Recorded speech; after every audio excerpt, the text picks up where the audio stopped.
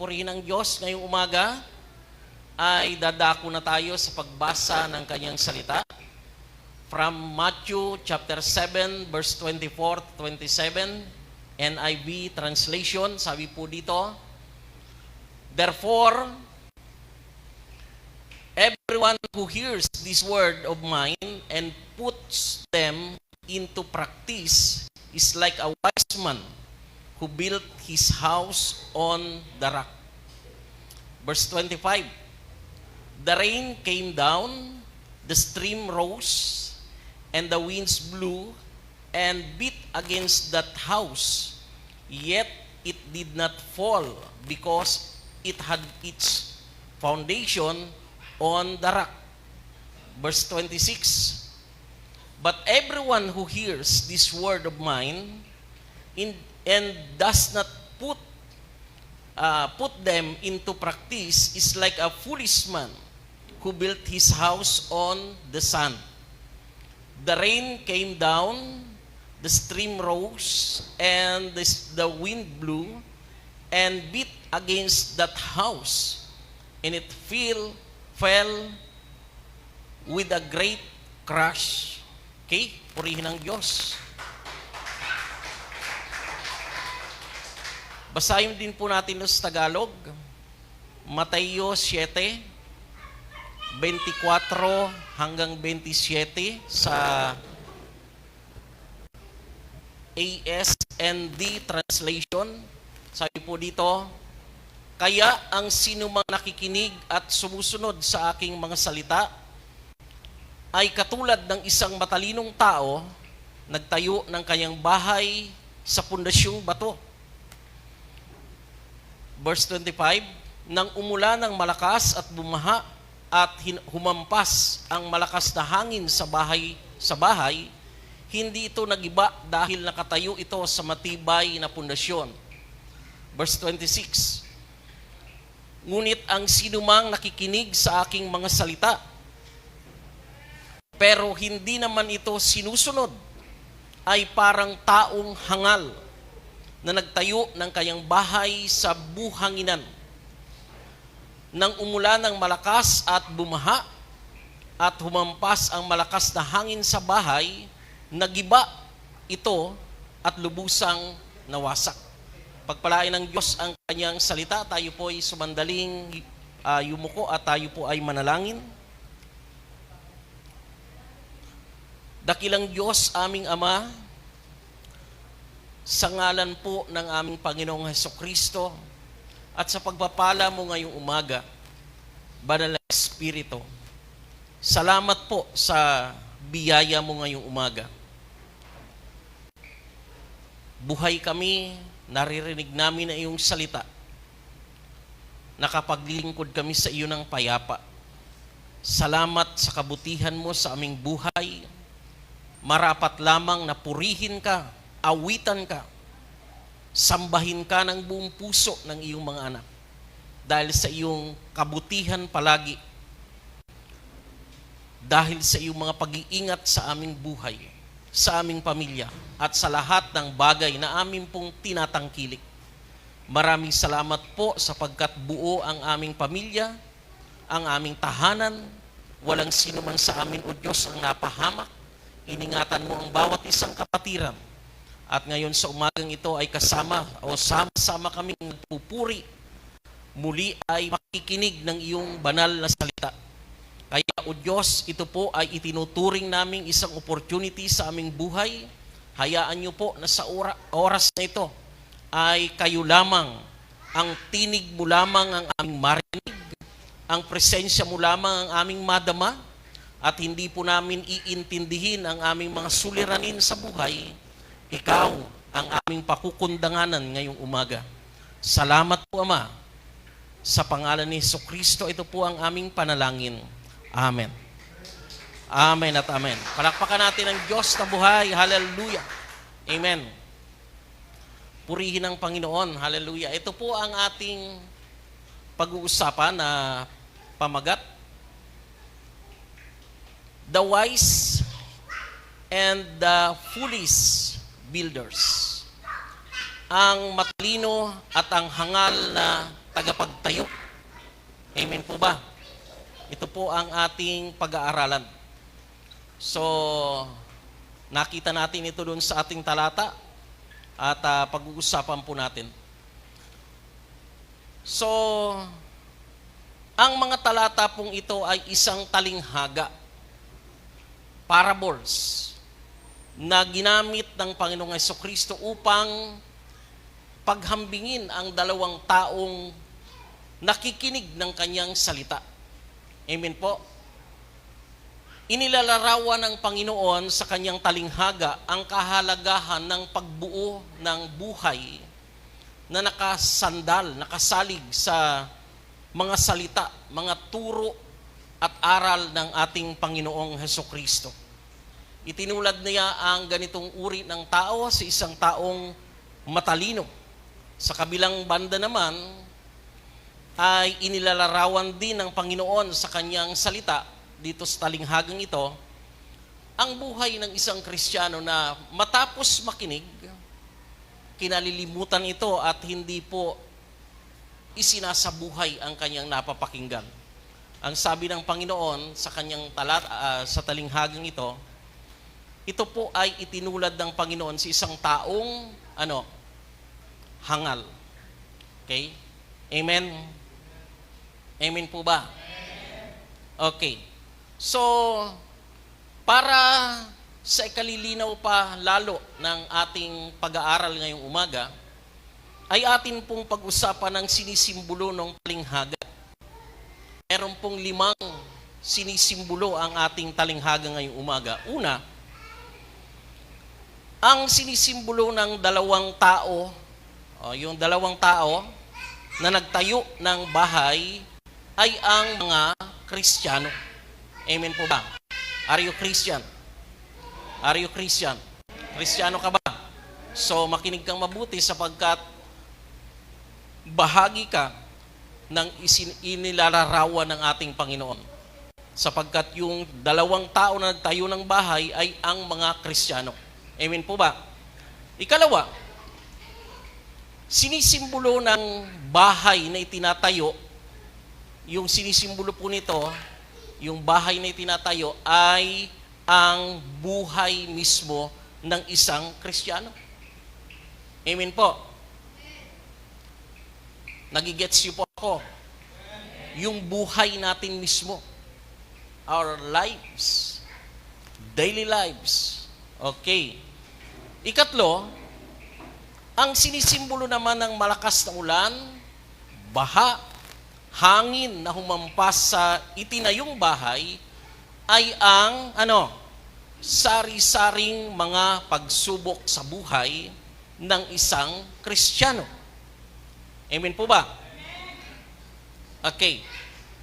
Number 4, ika-4, ang sinisimbolo ng pundasyong bato ay ang mga aral at turo ng Panginoon mula sa kanyang salita.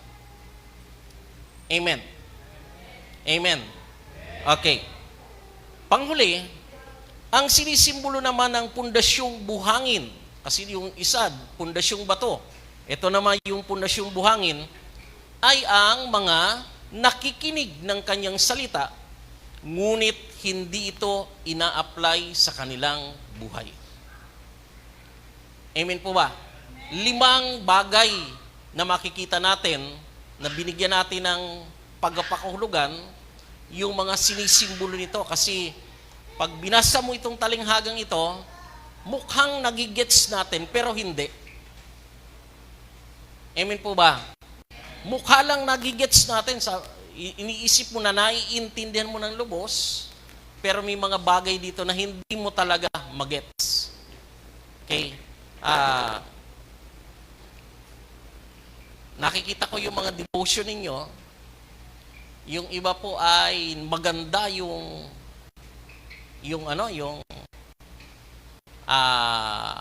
pagsa-summarize ng text nila at maganda yung application.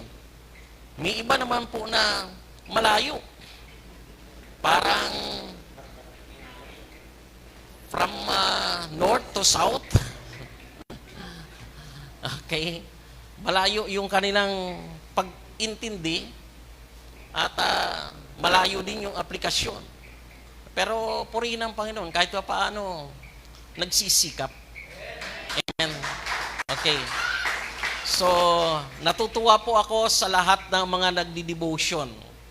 Yung mga hindi naman po nagdi-devotion, hindi po nakakatuwa kayo. Pero ini-encourage ko po kayo na mag-devotion. Amen? Kilala ko po yung mga hindi nagdi-devotion. Gusto nyo pangalanan ko? Wag na, wag na. Okay. Okay, so pag-usapan natin itong dalawang tao na nagtayo ng bahay. Yun lang ang pag-uusapan natin, yung dalawang taong nagtayo ng bahay. So, dito sa dalawang tao nga pa lang ito, gusto kong maintindihan na isa tayo dito. Alin man dun sa dalawa, pero nandito ka. Kung ikaw ay Kristiyano. Pero kung hindi ka Kristiyano, wala ka po dito. Sa dalawang taong ito. Okay? Sapagkat yung dalawang taong ito ay sinisimulin ko ay ang Kristiyano mismo. Amen po ba? Okay, pag-usapan natin yung the wise builder. Ang matalinong tagapagtayo. Okay, praise God. So, kunin muna natin yung matalinong tao ayon sa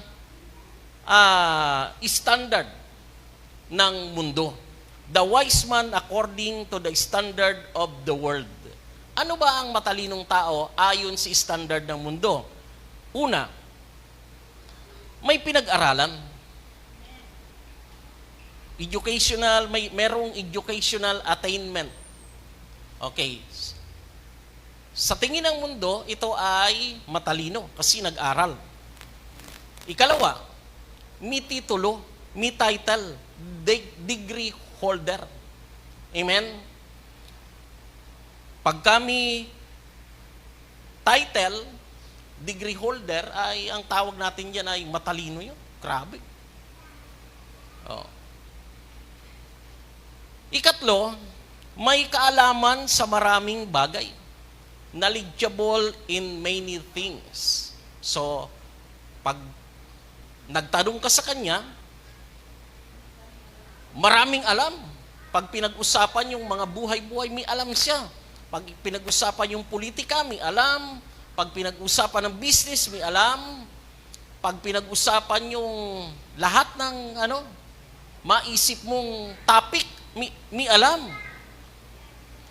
Kaya ang turing niya ng mundo, ang tingin ng tao, napakatalino ng tao na yun. Okay? Sumunod, matagumpay at maimpluwensya. Okay. May mga nagdudunong-dunungan, pero hindi matagumpay. Pero kapag ka ikaw ay marunong at nagtagumpay ka, may impluwensya pa, bang klase talaga, matalino talaga ito. Successful and influential. Amen po ba? Ganyan ang tingin ng mundo. Panghuli, mayaman, makapangyarihan, at mataas ang katayuan sa lipunan. Okay? Rich, powerful, and of high social status.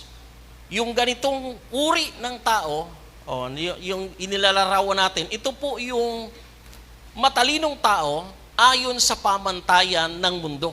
According to the standard of the world. Amen po ba? Okay. So, puntahan natin yung pananaw ng Panginoon. Ano para kay Jesus yung matalinong tao? The wise man according to Jesus. Okay? Amen po ba?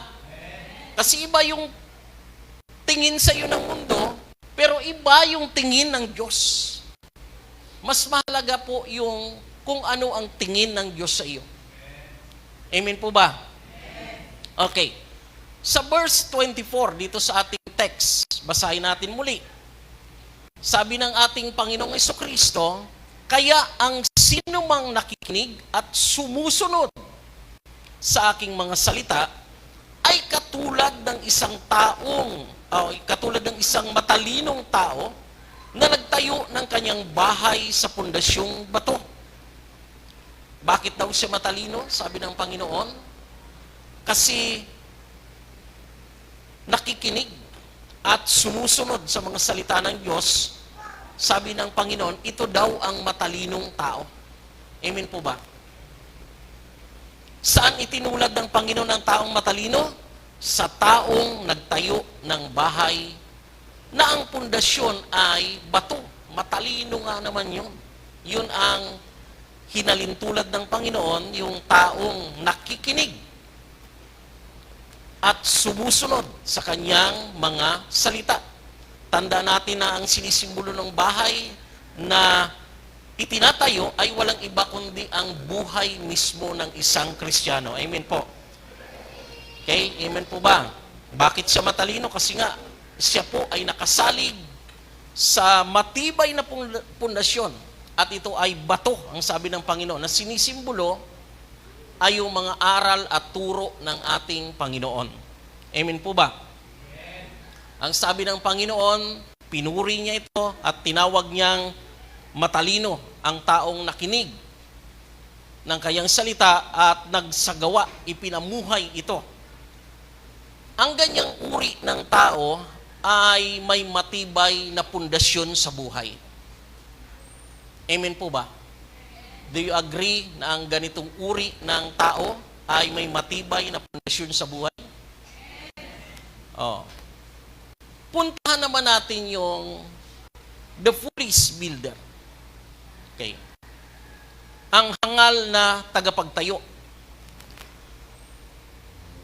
Kunin muna natin yung standard ng mundo sa pagsasabing ito ay hangal.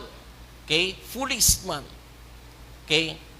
Una, siyempre walang pinag-aralan. Kaya nga ang tawag ng mundo ay bobo yan eh. Walang pinag-aralan. No educational attainment. Okay? Number 2, walang titulo. No one holds any degree. Kaya nga kapag ka nag-apply ka, ang hinahanap sa iyo, diploma mo. Ano tinapos mo? Nag-apply ka ng manager. Ganda ng ina-applyan mo. Pero nung hinanapan ka ng diploma, pang janitor ka lang pala. Sabi, diba? Dahil wala kang maipakitang diploma. So, ang ina-applyan mo ay floor manager. Sumunod, mangmang sa maraming bagay. Pag tinanong mo, ay hindi ko alam yan. Tanungin mo tungkol sa buhay-buhay, hindi ko alam yan. Non-knowledgeable of many things. Walang alam. Ika-4, mahirap at walang impluensya. Poor and without influence. Yan pong mga yan, ang standard ng mundo. Kapag ka ito ay nasa tao, ang tawag ng mundo dyan ay bobo yan, hangal yan. Amen po ba? Do you agree to that?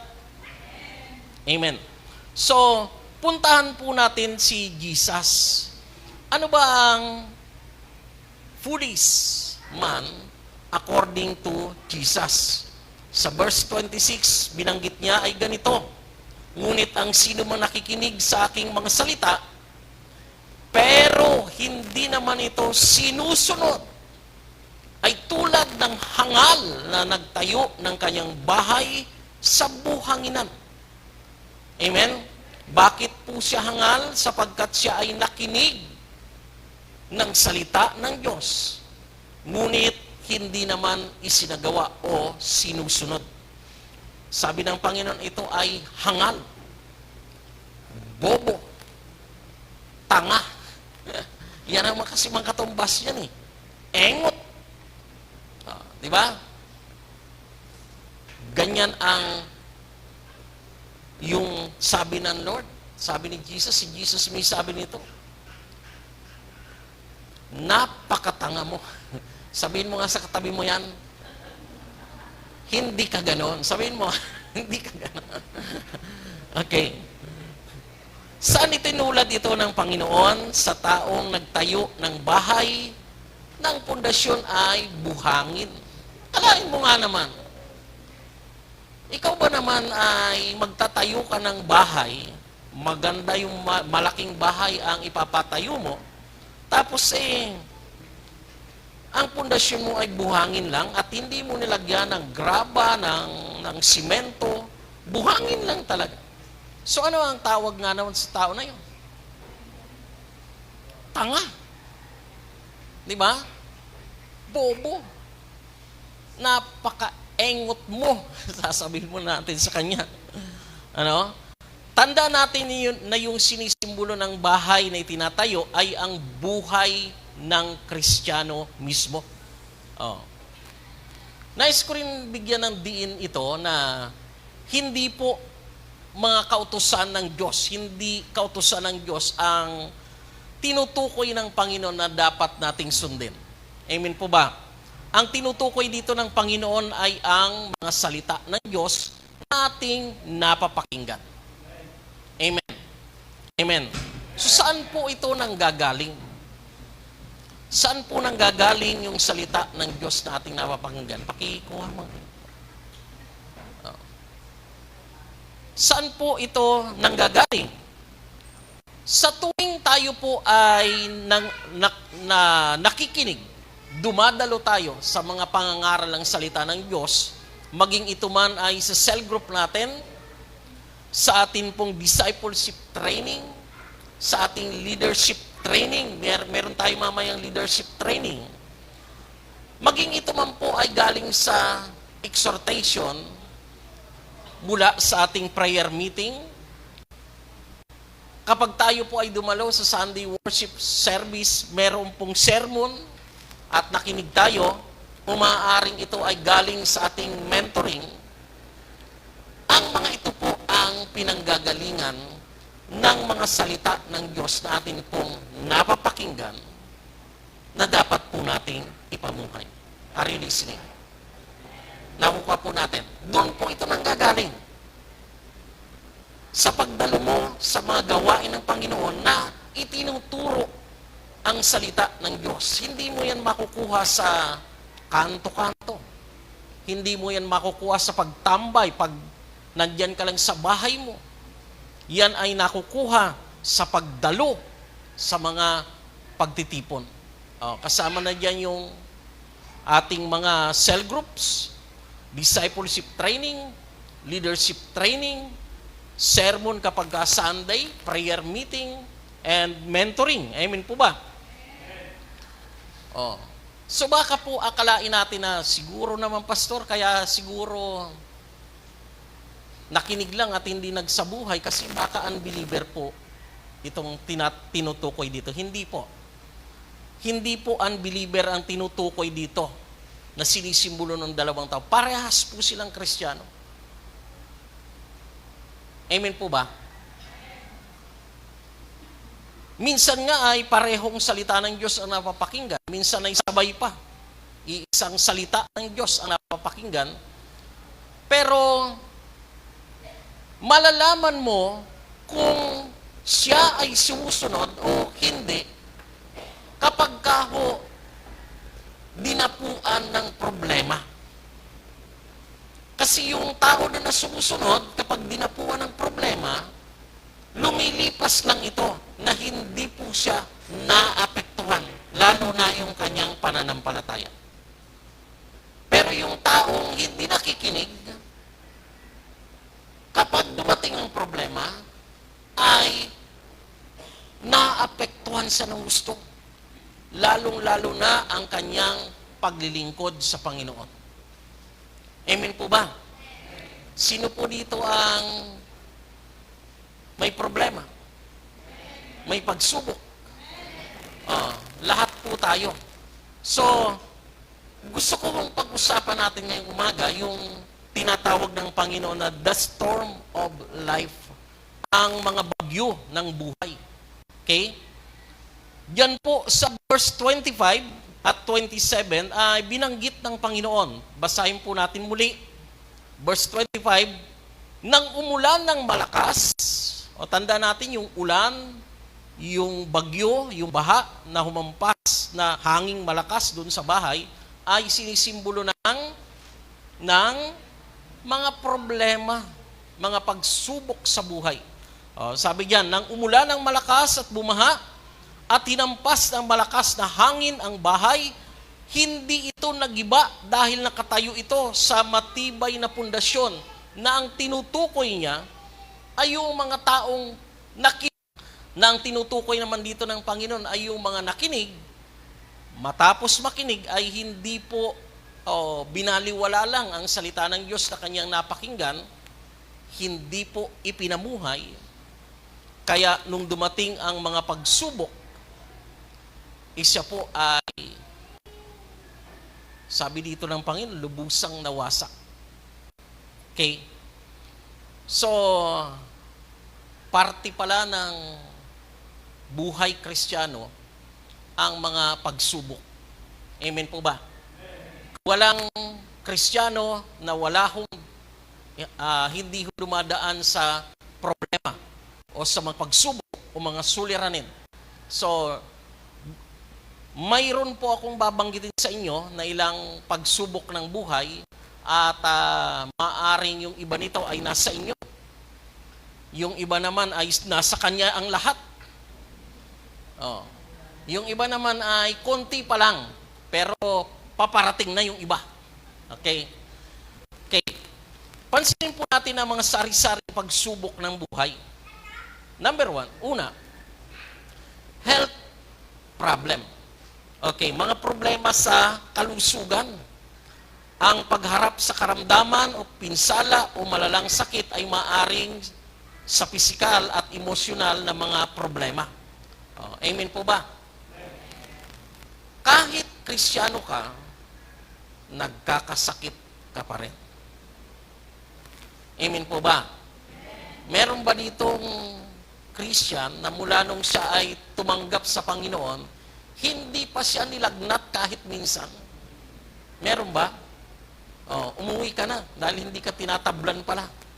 Protektado ka. Immortal, sabi ni Marisa. Ito pa. Financial difficulties, mga kahirapan sa pananalapi. Sabi niya sa ating notes, ang pagkawala ng trabaho, pagkakaroon ng mga utang ng ina mo. O hindi inaasahang gastusin ay maaaring lumikha ng malaking stress at panglulupaypay. Amen po. Naranasan niyo po ito na kapag ka dumarating itong mga bagay na ito ay talagang stress na stress ka. Halos hindi ka na makapaligo. Di ba? Nararanasan po natin ito. Ako po ay, mula nung ako ay maging Kristiyano, ito po lagi ang bagyo na humahampas sa akin. Problema sa financial. Lahat kayo ay blessed and highly favored in financial aspect. Praise the Lord. Bahaginan nyo naman ako, pinagpahala pala kayo. Ito pa, relationship challenges, mga hamon sa relasyon. Sabi niya sa ating notes, ang mga salungatan sa pamilya, kaibigan, o kaagaw sa relasyon ay maaaring humantong sa paghihiwalay. Ito ay nagdudulot ng emosyonal na problema. Yan po, talagang yung bahagi na yan ng buhay kapag dumating sa atin ay problemado tayo. May mga pagkakataong halos hindi ka na makapasok sa trabaho, naapektuhan lahat, maging ang paglilingkod mo sa Diyos. Amen po ba?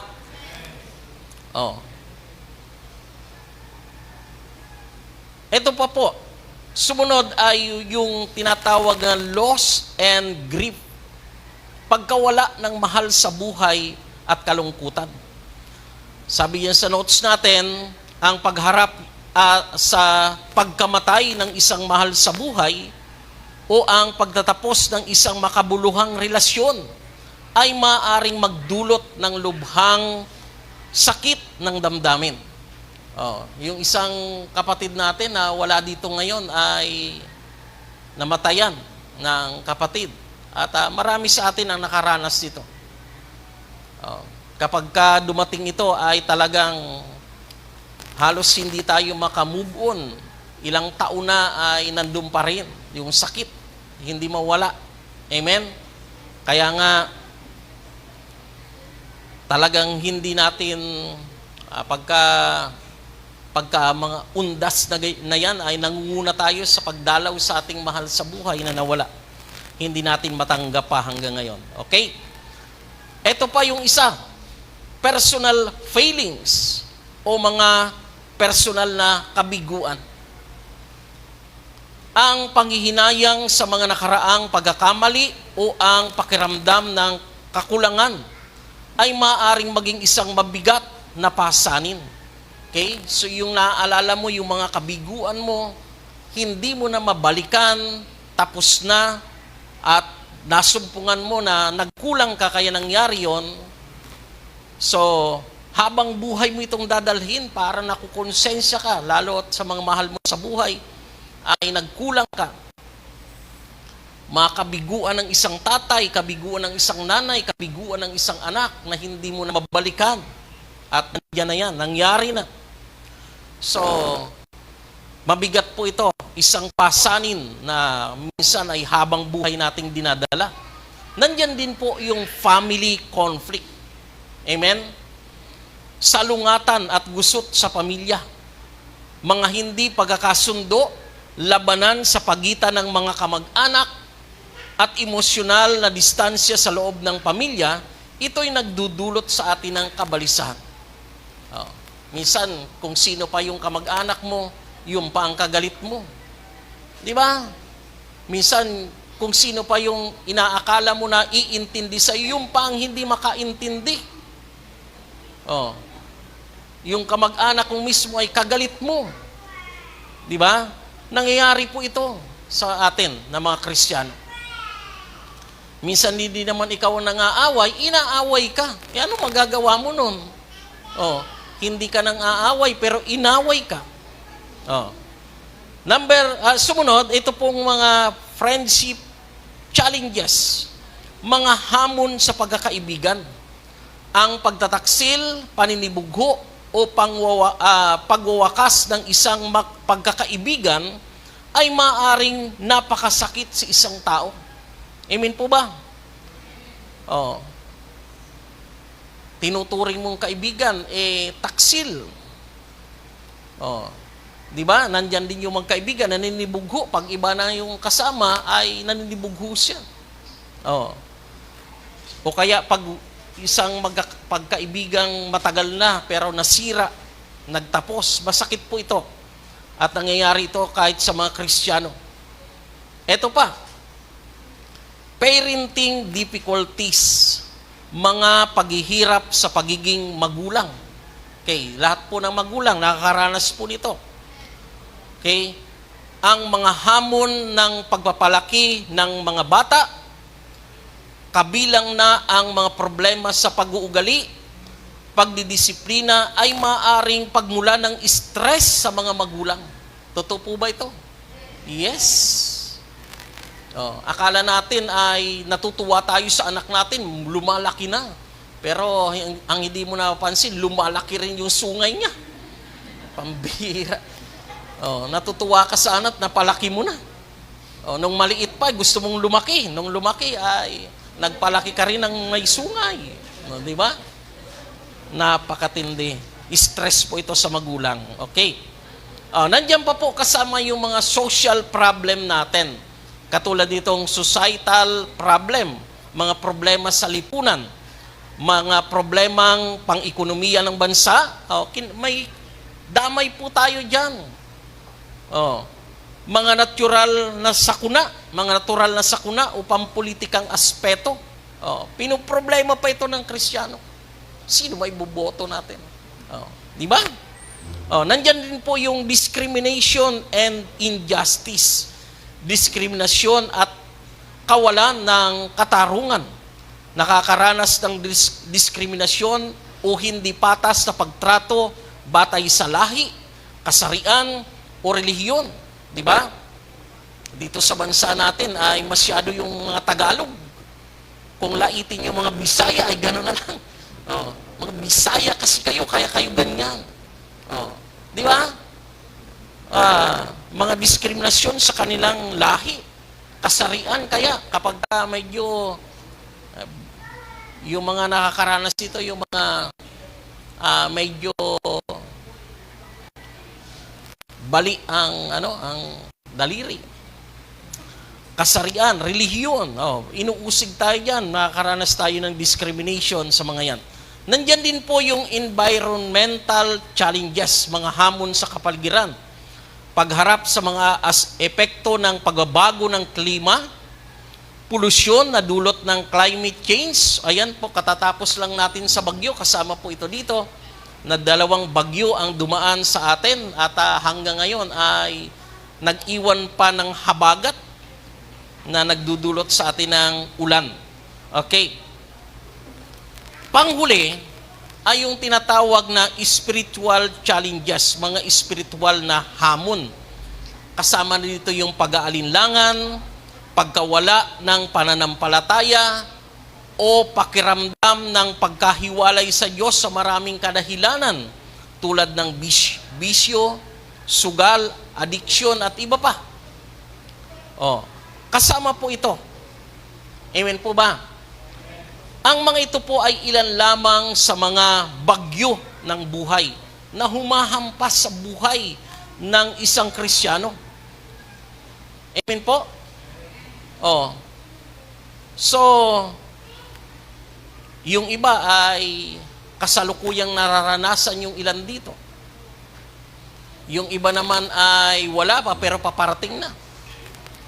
Yung iba po ay patong-patong na.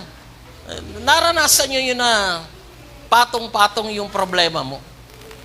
Wala ka na ngang pera. Naubos pa yung gas ng kalan. Kung kailan wala kang pera, saka pa naman pambihira. Wala ka nang lulutuan. Nung katukin mo yung palabigasan, wala ding iluluto pala. Lahat. Patong-patong na. Grabe. Nararanasan po ito ng mga Kristiyano. Part po ito ng bagyo ng buhay. Ngayon, ang tanong po natin, hello, makinig po kayong mabuti. Pakinggan niyo po ako. Kasi ang tanong ng Kristiyano, bakit ipinahihintulot ng Diyos ang mga pagsubok? Di ba? Hindi mo pwede, Lord, na kinuha mo naman yung binayaran mo na sa cross ng Kalbaryo.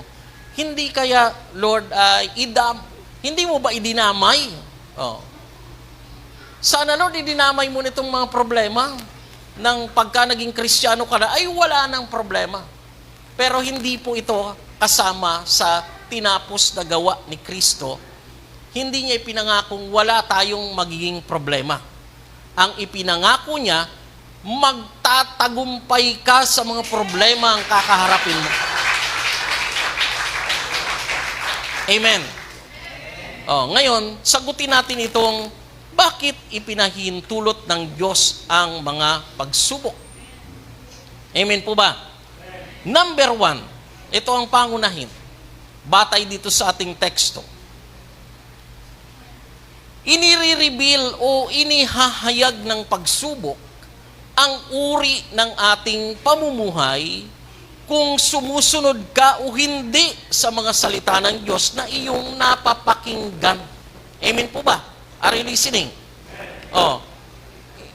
Ito po, ang pagsubok, problema, inilalantad po nito ang buhay natin kung tayo ba ay sumusunod o hindi sa salita ng Diyos. Ako po ay madalas akong pagsumbungan ng kapatid. Brother, pastor, yung isang brother natin may ginagawang hindi maganda. So, ako po kasi ay tinawag na mangaral. Ang tungkulin naming mga pastor ay mangaral. Ipangaral ang salita ng Diyos. Pero yung subaybayan ko pa kayo, kung ginagawa nyo ito, hindi ko na po trabaho yon. Kaninong trabaho yon? Trabaho ni Lord na yon. Amen po ba? Ngayon, siya ang nakakita kung sumusunod ka o hindi sa mga salita niya na pinapakinggan mo. At inire-reveal niya yon kapag ka pinahintulot niya sa iyo ang isang problema. Dito,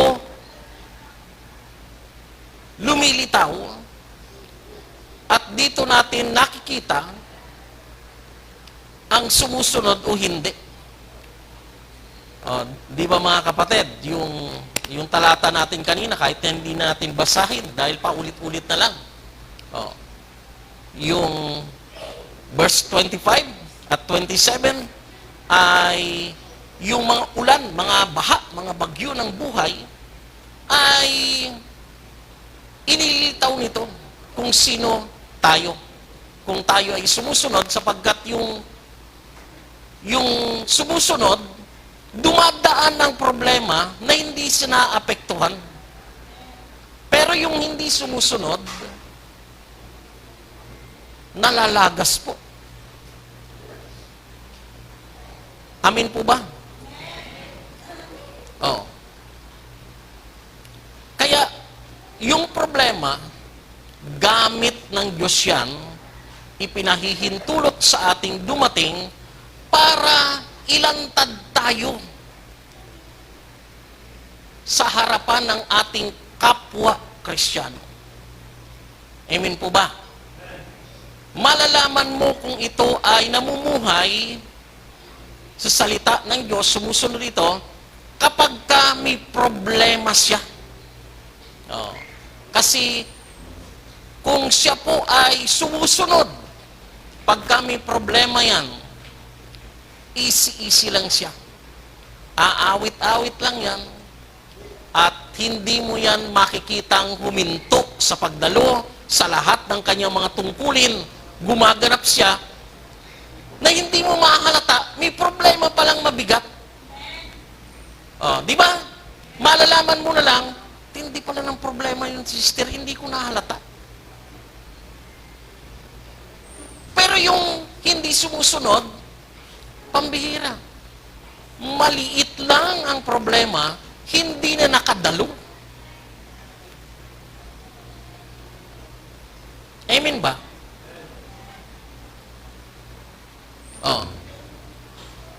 Maliit lang yung dumating na problema, is dakuting lang, ang tingin niya, leon nang dumating sa bahay niya. Hindi ako pastor nakadalo kasi may leon sa daan. Di ba yung katwiran ng mga sabi ni David doon sa mga yung pala ay kuting lang.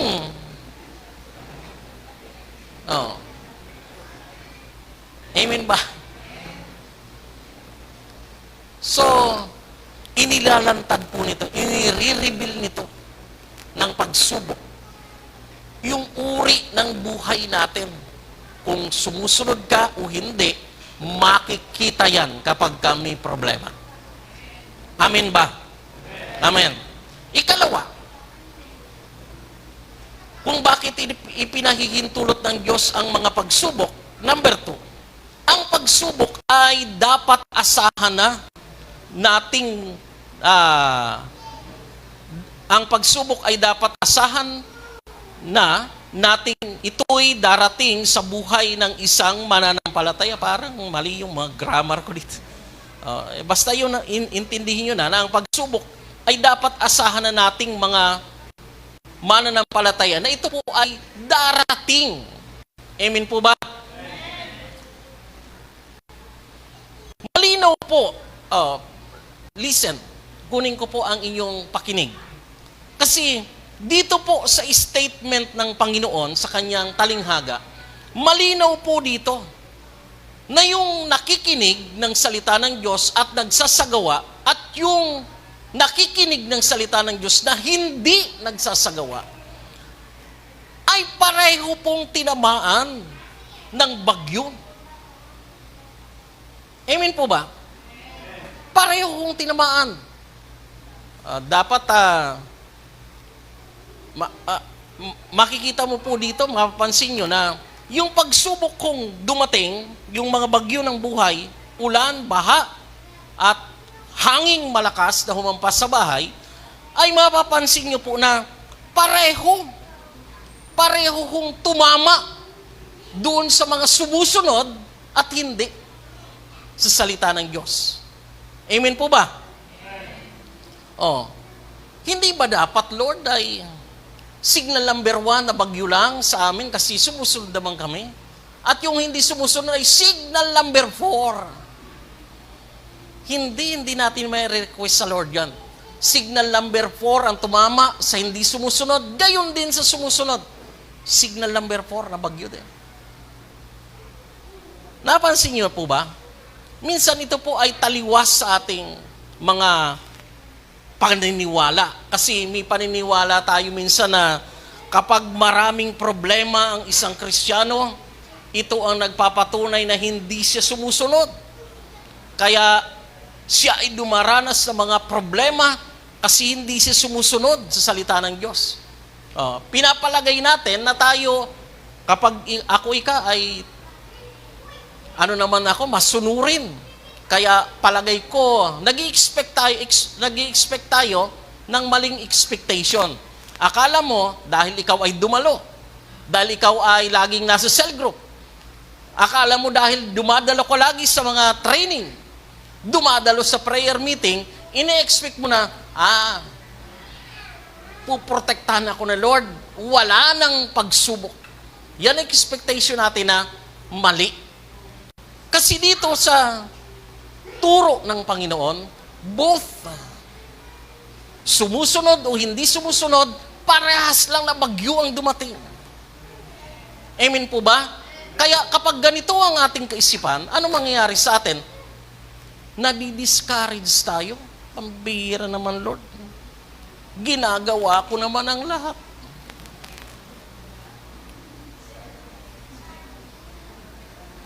Ako naman, Panginoon, ay tapat sa pag-iikapo. Bakit ako nasimot ngayon? Di ba? Marami tayong kinakatwiran sa Panginoon. Akala ko ba, Lord, ay kung ano? Naapektuhan ang ating paglilingkod sa Panginoon. Nadi-discourage tayo at nagiging sanhi ito para tayo ay lumambot sa dati nating ginagawa na mainit na naglilingkod sa Panginoon. Ngayon ay lumalamig dahil sa mga iba't ibang pagsubok. Kasi ang expectation, dahil tayo ay sumusunod, signal number 1 lang. Kung may bagyo man, signal number 1 lang, Lord. Di ba? Ganyan ang expectation natin.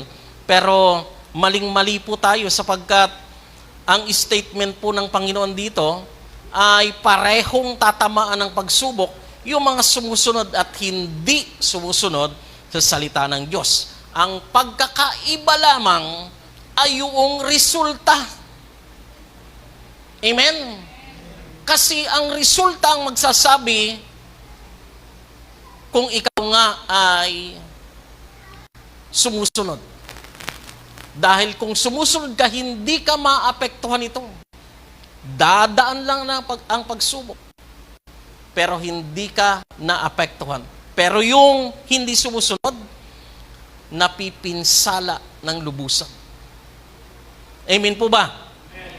John chapter 16 verse 33.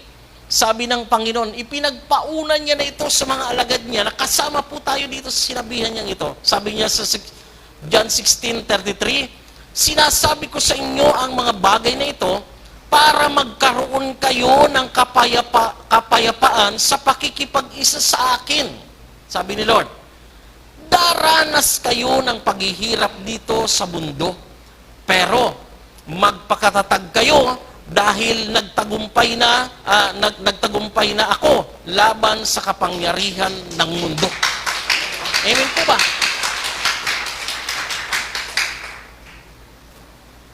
Hindi niya sinabing, kayo, dahil kayo mga pinili, hindi na kayo daranas nito. Sila lang na mga hindi pinili. Wala siyang sinabing ganon. Di ba? Kaya, kapag naintindihan mo ang layunin ng pagsubok, ay lalakas ang iyong loob. Hindi ka manghihina. Minsan, nag-ano pa tayo, bakit ako pa Panginoon? Bakit hindi Sister Lilit? Di ba? Pag may problema tayo mabigat, nagtuturo tayo kung sino ang gusto natin. Bakit, Lord? Yung isa na kapatiran namin na pasaway, bakit hindi nyo doon ibinuhos itong mga ito at ako pa? Hindi mo pwede pong turuan ang Panginoon. Amen? Number 3, ito pa ang layunin ng mga pagsubok. Sa pagdating ng pagsubok, ito'y pagkakataon natin na patunayan sa Diyos na totoo ang ating pananampalataya sa Kanya.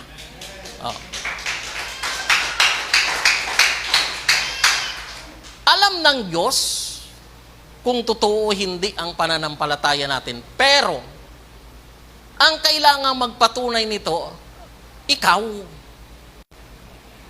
Nakukuha po natin, si Lord hindi na kailangan kasi alam niya na yon. Pero, pinadadaan niya tayo sa mga testing kasi gusto niya na ikaw mismo ang magpatunay ito. Lord, alam mo, totoo ako, pero dahil pinahintulot mo ito, lalo kong patutunayan na totoo ang aking pananampalataya. Amen ba? Tingnan niyo po itong talatang ito. 1 Peter chapter 1, verse 6 to 7. Unang Pedro, kapitulo 1, talatang 6 at 7. ASND translation. Dahil dito, dapat kayong magalak sa kabila ng iba't ibang pagsubok. Dahil ang mga pagsubok na ito'y panandalian lang at dapat ninyong maranasan. Dapat ba o hindi? Dapat. Kasi panandalian lang naman eh. Verse 7, tingnan nyo. Para masubukan kung talagang tunay ang pananampalataya ninyo. Katulad ng ginto, sinusubok ito sa apoy para malaman kung tunay o hindi. Pero, mas mahalaga ang pananampalataya natin kaysa sa ginto na nawawala. Kaya kapag napatunayang tunay ang pananampalataya nyo, papupurihan kayo't pararangalan pagdating ng Panginoon. Grabe, no? Diba? Tayo ang kinakailangang magpatunay. I-prove natin sa Lord na sa kabila ng may mga pagsubok ay tuloy tayo sa paglilingkod kasi tunay ang ating pananampalataya. Kapag hindi tunay ang pananampalataya, nawawala ito. Amen po ba? Kaya makikita mo, ako po ay hindi natutuwa doon sa maraming dumadalo. Kasi yan ay sasalain pa ni Lord yan. Amen? Pag sinala na ng Panginoon yan, matirhan ka niya ng mga ilan, okay na kasi yun po ang totoo. Amen po ba? Naalala nyo yung the parable of ano ba yon? Yung sower, parable of sower, yung doon sa Mark chapter 4, na mga binhi na itinanim, na may nahulog sa daan, may nahulog sa batuhan, may nahulog sa dawagan, at may nahulog sa matabang lupa. So, yung ikalawa doon, na nahulog sa batuhan, may konting lupa pero mababaw. Tumubo sandali, pero pagsikat ng araw ay nalanta. Sabi ng Panginoon, ito ay ang mga Kristiyano, mga tao ito na tumanggap ng salita ng Diyos na may galak. O, makikita mo yung nagpupuri na, lumulundag pa, payak-iyak pa. Akala mo tunay na talaga. Ay, Christian na ito, titinan mo naman kung sumayaw. O. Pero, makikita mo kung authentic yan kapag dinapuan ng pagsubok yan, kung nandyan pa rin yan. Amen? Amen. Kasi sabi ng Panginoon, yung sikat ng araw, ito yung mga pagsubok. Kapag dumating ang pagsubok, nalanta, nawawala na. Oh. So kapag ikaw ay sinasabi mong Christian ka ngayon, patutunayan yan. Sa haba ng panahon, kung ikaw ay authentic, ay magtutuloy ka. Kahit anong problema. Pero kapag ka hindi ka authentic, isang dagsa ng pagsubok, isang batalyon na missile pinalipad sa iyo, tunaw ka. Wala ka na. Oh. Kaya makikita mo, dati katabi mo, mainit na mainit. Wala.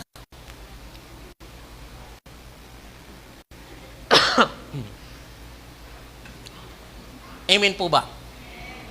Sa haba ko na sa ministry, may 30 taon na, nakita ko na po ang mga tao. Parating, marami, nawawala, at ilan lang ang natitira. Dumating naman, marami, nawawala, at ilan lang natira. Pati nga mga leader dumadaan sa ganon. Oh. Yung leadership natin ngayon, hindi pa po kampante dyan. Kasi hindi pa tayo dumadaan sa pagsubok.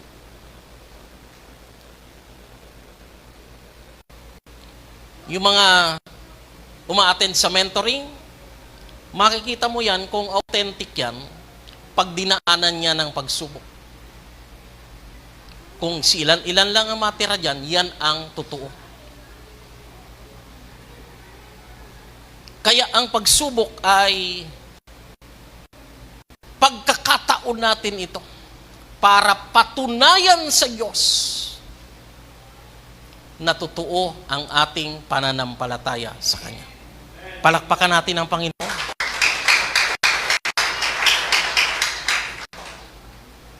Ikaapat, bakit pinahintulot ng Diyos ang pagsubok?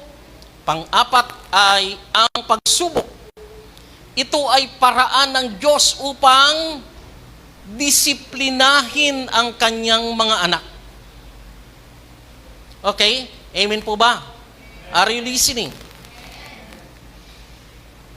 Paraan ito ng Diyos upang disiplinahin. Oh. Akala ko ba, pastor, ay hindi nagalit ang Diyos sa akin? Akala ko ba, pastor, ay mahal ako ng Panginoon? At blessed and highly favored na ako. Bakit, Panginoon, bakit may ganito? Iba po kasi yung parusa sa disiplina.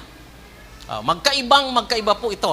Pag parusa, nagkasala ka, kaya ka pinarusahan. Pero yung disiplina, hindi ka hahayaan ng Diyos na humantong ka sa malaking pagkakamali. Maliliit pa lang, dinidisiplina ka na ng Panginoon. Amen po ba? May pagdisiplina ang Diyos natin kasi kahit binayaran na ang ating mga kasalanan ng ating Panginoon, hindi kanya kayang tingnan na namumuhay ka sa kasalanan, na hindi kanya didisiplinahin. Oh. Sabi ko nga dun sa mga kapatid na may mga isinusumbong sa akin na ito, ganyan-ganyan ginagawa. Hayaan mo yan. Kasi kung tunay na anak yan, babalik yan dahil may pagdisiplina ang Diyos sa kanya. Pero kung hindi siya makabalik, dahil natuluyan na siya, hindi siya anak. Pakita ko sa inyo yung talata. Hebrews chapter 12, verse 7 to 11. Okay. Sabi niya sa verse 7, tiisin ninyo ang lahat ng paghihirap bilang pagdidisiplina ng Diyos sa inyo dahil itinuturing niya kayong mga anak. Sino bang anak ang hindi dinidisiplina ng Ama? Amen po ba? Verse 8. Kung hindi kayo didisiplinahin ng Diyos gaya ng pagdidisiplina niya sa lahat ng anak niya, hindi kayo mga tunay na anak, kundi mga anak sa labas. Are you listening? Kung kahit anong gawin mo ay wala kang natatanggap na pagdidisiplina ng Diyos, baka hindi ka anak. Kasi pag anak ka, may disiplina ang Lord sa iyo. At nararamdaman mo yan. Alam mo na ikaw ay may pagdisiplina ang Diyos sa inyo. Hindi palo po yan, hindi palo. Sapagkat ang Diyos ay hindi na nagpaparusa sa kanyang mga anak. Inako na ng Panginoong Hesus doon sa cross ng Kalbaryo ang lahat ng parusang para sa atin. Sa buhay na ito at sa buhay na darating, inako niya na. Amen. Ang nadaramdaman natin ngayon ay disiplina. Amen. Minsan nami-misinterpret ng mga against sa grace yung ating turo na ang Diyos ay pinatawad na tayo sa lahat ng ating mga kasalanan. Wari ba kung pinatawad ka na, magpapatuloy ka na sa kasalanan, okay na, parang lisensya nyo sa pagkakasala. Hindi po. Dahil kung ikaw ay anak ng Diyos, didisiplinahin ka niya. Amen. Verse 9, tingnan nyo ang verse 9. Kahit ang mga ama ninyo, mga ama natin dito sa lupa, ay dinidisiplina tayo. Sa kabila nito, iginagalang natin sila, kaya lalong dapat tayong magpasakop sa pagdidisiplina ng ating Ama na nasa langit para maging mabuti ang pamumuhay natin. O kung yung dito, yung mga tatay natin dito, di ba? Sinong tatay yung nakikita niya na mali na ang ginagawa ng anak niya ay hindi niya didisiplinahin? Di ba? Normal sa atin na dinidisiplina tayo ng tatay natin, kaya dapat daw lalo, higit sa lahat, ay magpasakop tayo sa pagdidisiplina ng ating Ama sa langit. Amen? Verse 10. Sa maikling panahon, dinidisiplina tayo ng mga ama natin dito sa lupa ayon sa inakala nilang mabuti. Ngunit ang pagdidisiplina ng Diyos ay laging para sa ikabubuti natin upang maging banal tayong gaya niya. Amen ba? Ang pagdidisiplina ng Diyos ay para ihatid ka sa banal na pamumuhay. Amen. Verse 11. Last verse dito sa ating binabasa. Habang dinidisiplina tayo, hindi tayo natutuwa, kundi nasasaktan. Ngunit ang ibubunga naman ito sa bandang huli ay ang mapayapa at matuwid na pamumuhay. Amen. Yan ang Diyos natin. May disiplina sa mga anak niya na nagkakamali. Hindi kahayaan ng Diyos na mahirati ka dyan sa ginagawa mo, na wala siyang gagawin. Kapag hindi ginagawa ng Diyos na disiplinahin ka, ay hindi ka anak. Kaya matuwa ka kung nagkakamali ka, may disiplina kang natatanggap mula sa Diyos kasi anak ka. Huwag mo yung ipagtampo sa Diyos. Bakit dumating ka sa ganito? Bakit nasimutan ka? Bakit may dumating sa iyong ganyan? Kahirapan? Bakit ganito, ganyan, ganyan? Huwag mong ipagtampo. Minsan, ang mga pagsubok ay pagdisiplina ng Diyos sa atin. Amen po ba? Hallelujah. Ikalima at panghuli ito. Ang pagsubok ay naglalayon na patatagin ang ating pananampalataya sa Diyos. Santiago 1, 2 at 4. Sabi diyan, mga kapatid, magalak kayo sa tuwing dumaranas kayo ng pagsubok, sapagkat alam ninyong nagdudulot ito ng katatagan sa inyong pananampalataya. Kaya, ano sabi? Tiisin ninyo ang mga pagsubok upang maging ganap at wala anumang pagkukulang ang buhay ninyo. Amen po ba? Oo. Pag may pagsubok, tiisin mo na lang. Dahil alam ng iyong ama ang ginagawa niya. Kung yan ay pinahintulot sa iyo para, sabi dito ay magdulot sa iyo ito ng katatagan, o pinahintulot dahil dinidisiplina kanya, anumang layunin ng Diyos, kaya ipinahintulot sa iyo ng Diyos, wala kang magagawa dyan. Tiisin mo na lang. Amen? Dahil kung ang pagsubok mo ay 1 linggo, kahit anong gawin mo, hindi mo mapuputol yan. Katulad ngayon, ang bagyo natin ay 1 linggo. O, kaya ba yan? Manalangin tayo, Lord. Hallelujah. Gawin nyo lang po hanggang Martes lang ang bagyo. Hindi. Hanggat hindi niya natatapos yung kanyang layunin, hindi aalis yan. Ganyan ang pagsubok sa buhay ng tao. Pag hindi niya pa nagaganap ang layunin sa iyo, hindi yan lalayas kahit anong panalangin mo. Amen po ba? Kaya magpasakop lang tayo sa direksyon ng Diyos. Dahil alam niya ang kanyang ginagawa sa ating ikabubuti. Amen. Palakpakan natin ang Diyos.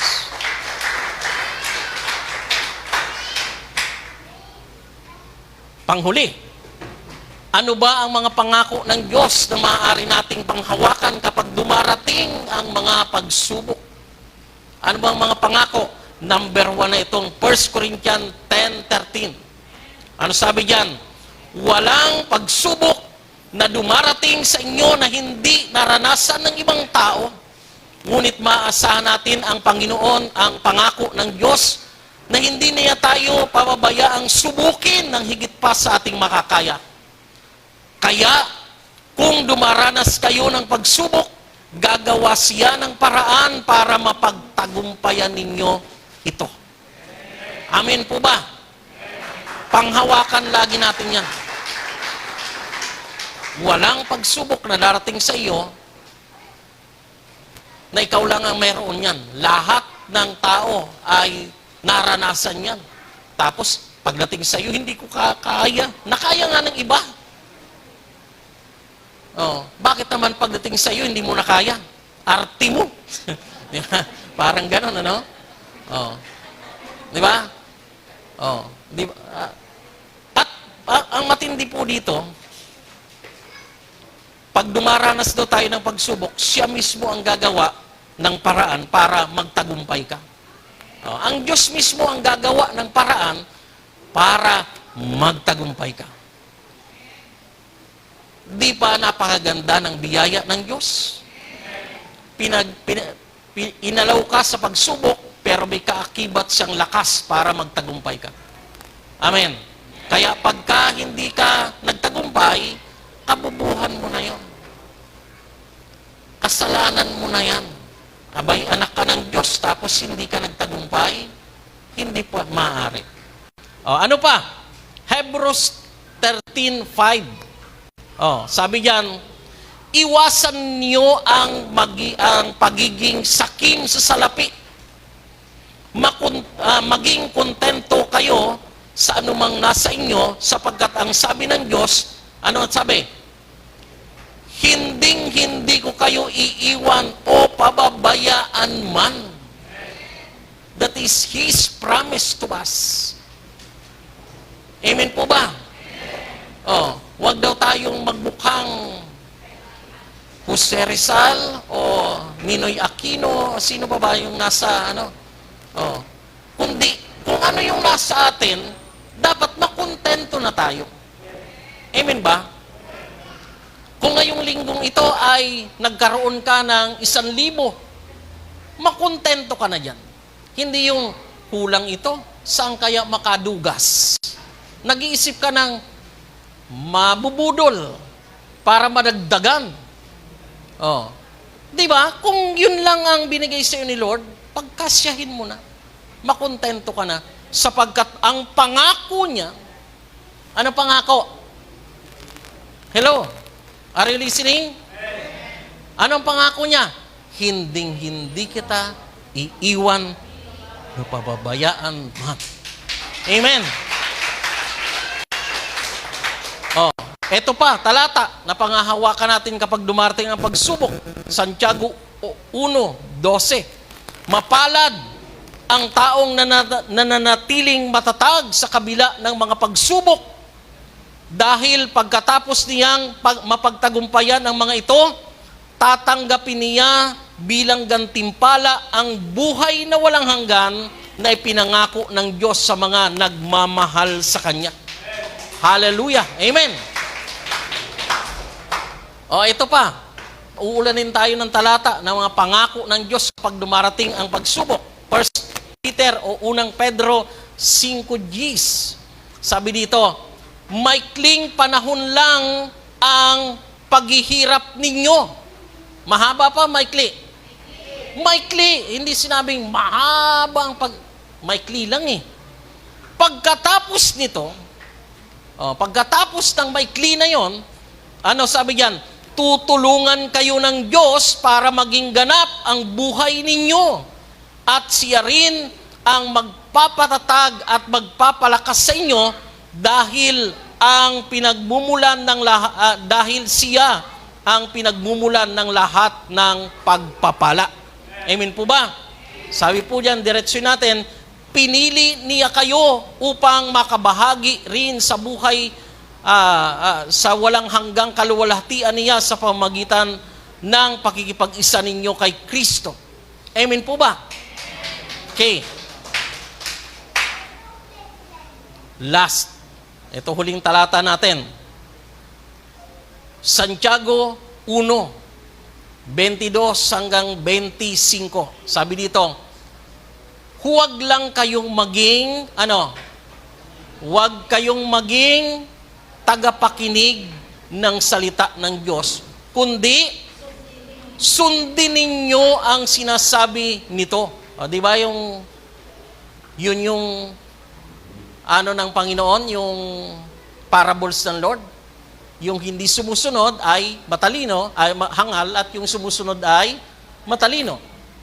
Sabi naman ni Santiago, huwag lang kayong maging tagapakinig ng salita ng Diyos, kundi sundin ninyo ang sinasabi nito.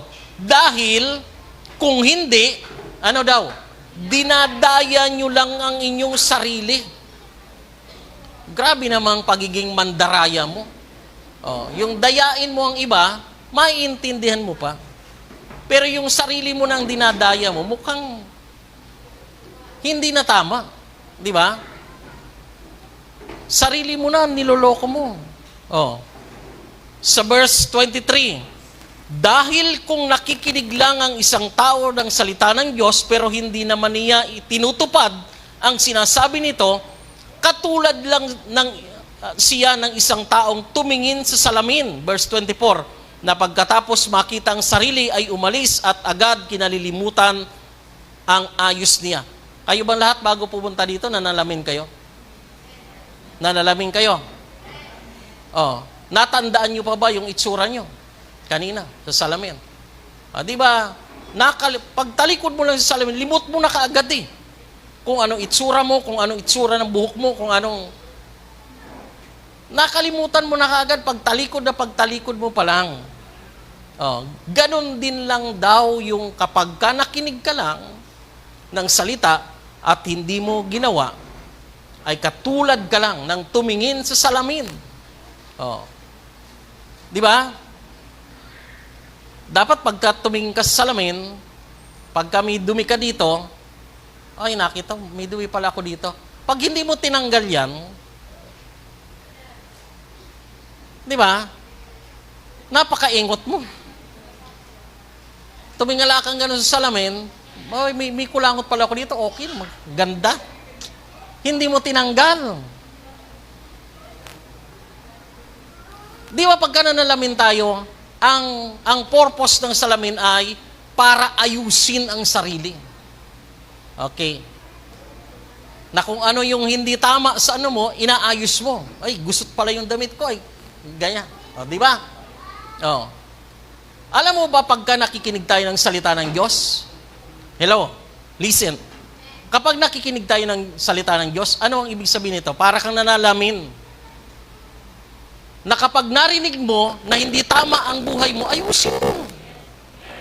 Amen ba? O, narinig mo, babay. Mali pala yung ginawa ko. Ayusin mo. Pero pag hindi mo ginawa yon, tanga ka.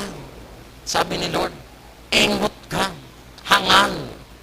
Ang taong matapos makinig ng salita ng Diyos ay hindi ginagawa. Oh. Amen ba, mga kapatid? Sabi sa verse 25, ngunit ang taong nagsasaliksik at tumutupad sa kautusang ganap na nagpapalaya ay hindi at hindi tagapakinig lang na nakakalimot agad ay ang taong pagpapalain ng Diyos sa mga ginagawa niya. Amen po ba? Yung tao daw na nagsasaliksik, ibig sabihin ay talagang nagdi-devotion. Oh. Nakikinig at tumutupad ng kautusan ganap. Yung kautusan po dito ang binabanggit ni Santiago, hindi po ito yung kautusan ni Moses. Ito po sa English ay pagbasa nyo ay perfect law, na sa Greek ay nomon teleion. Na ito po ay kautusan ng Diyos sa New Testament na nagpapalaya. Tingnan nyo dyan, sa English nito, whoever looks intently into the perfect law, yung nomon teleion sa Greek, that gives freedom. Nagbibigay ba ng freedom yung kautusan ni Moses? Hindi. Ang mga salita ni Kristo ang nagbibigay sa atin ng freedom, kalayaan. Amen? Kaya ang tinutukoy dito ng Panginoon ni Santiago ay ang mga salita ni Kristo na nagbibigay ng nagpapalaya. Ang sabi niya sa Tagalog ay nagpapalaya. Oh. At hindi ka lang tagapakinig na matapos ito ay nakakalimutan mo agad. Ang tao daw na ito ang siyang pagpapalain ng Diyos sa lahat ng kanyang gagawin. Oh. Mararamdaman mo talaga yung pagiging charito mo. Damang-dama mo yung blessed and highly favored sa buhay mo. Dahil lahat ng ginagawa mo ay sinasamahan ka ng Lord, pinagpapala niya. Dahil tumutupad ka, ginagawa mo ang salita ng Diyos. Amen po ba? Oh. Kaya pag nakikinig tayo ng salita ng Diyos, normal po yun na sinasabi sa'yo, oy, may dungis ka. Oy, ayusin mo yan. Ang dumi ng kaluluwa mo. Ang dumi ng ginagawa mo. Oh. Yung salita ng Diyos ay salamin natin ito sa spiritual. Di ba pagka nananalamin ka, ano na nakikita mo? Pati kaluluwa mo ba nakikita mo sa salamin? Hindi. Ang salita ng Diyos ay tinulad niya sa salamin na kapag ka nakinig ka para humarap ka sa Kanya, tumatagos lahat ng himaymay ng iyong pagkatao ay tumatagos. Amen? Kaya sinasabi niya, mali yan, ayusin mo yan, ayusin mo. Pag hindi mo ginawa yan, ano sabi ni Lord? Hangal ka. Sabihin mo sa katabi mo, huwag kang maging hangal. Sabihin mo, huwag kang maya, hindi ka sasampaling yan. Oh, huwag kang maging hangal. Sabihin mo, dapat maging matalino ka. Amen? Okay. Life application po tayo. Ang life application natin, dalawa lamang. Mamili ka. Mamuhay na matalino o mamuhay bilang isang hangal. Oh, choose. Mabuhay ka na wise or mamuhay ka na full. Oh. Amen po ba? Nasa iyo ang choice. Nasa iyo. Oh, ikalawa, mamili ka ng uri ng buhay. Sumusunod o patuloy kang mamumuhay sa pagsuway. Dalawa lang yan. Amen po ba? Oh. So paglabas natin sa church nito, ikaw ay may pinili na. Oh, either na, ay, mamumuhay ulit ako sa pagsuway. Masarap kasi yun eh. Oh, bahala ka sa buhay mo. It's your choice. Oh. Hindi ko na sagot ang buhay mo. Kung dumating ang pagsubok at hindi mo nakayanan, nag-back out ka kung ano nangyari sa'yo, it's your choice. Amen? Kaya, tayo po ay dapat doon tayo sa pagiging matalino. Piliin nating maging matalino. Ano yung matalino? Sumusunod sa napapakinggang salita ng Diyos. Kasi sa buhay na ito, i-reveal ka ng problema kung sino ka. Okay? Tayong lahat ay tumayo ngayong umaga.